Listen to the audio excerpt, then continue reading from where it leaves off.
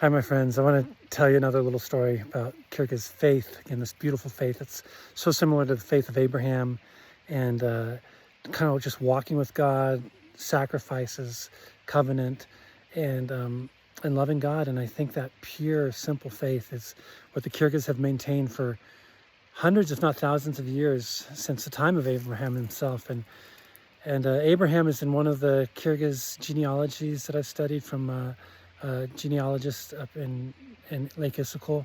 But the story I want to tell you about Kyrgyz faith comes from the Soviet era, and the Kyrgyz would tell me this story. They said the controller would come down, he's the atheist representing Moscow from the Soviet Union, come down and gather all the Kyrgyz farmers and say, hey, I just want to make sure there's no one here who believes in God. And all the Kyrgyz farmers would say, no, nobody here. And then he'd say, okay. And you look at his notes and it says, looks like you all met your quota from last year. And all the Kyrgyz would go, Kudaga shugur, which means like, thank God. And then he'd say, he doesn't know Kyrgyz, he only speaks Russian. And then he says, okay, I just want to make sure that you're all ready for next year.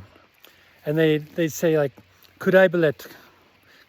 And it kind of means like, only God knows if we're ready.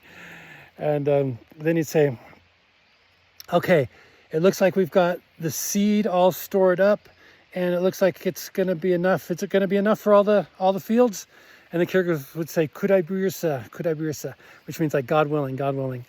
And I just love that story because right in the middle of the Soviet atheistic propaganda and everything, the Kyrgyz were able to maintain this ancient faith that they've had for hundreds and hundreds of years in God. And the sad thing is when foreigners like the Russians come in and try to push their religion, and atheism is a religion, it's totally based on some weird faith.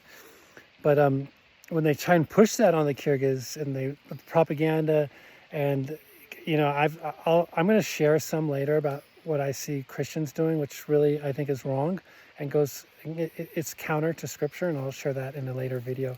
But people coming in from Arabia and Iran and Turkey also saying to the Kyrgyz, hey, this ancient book that is obviously your book because all your culture matches everything in it, is not your book, it's a foreign book. And it's sad to see Kyrgyz oftentimes repeating that propaganda. But I believe that the ancient faith that I described from this little story about the Soviet Union is going to be the thing that's going to save the Kyrgyz. I think Kyrgyz are going to say, yeah, it is our ancient book. We had a book. It's very obvious, and we lost it. It got burned, or we didn't venerate it, and now it's gone.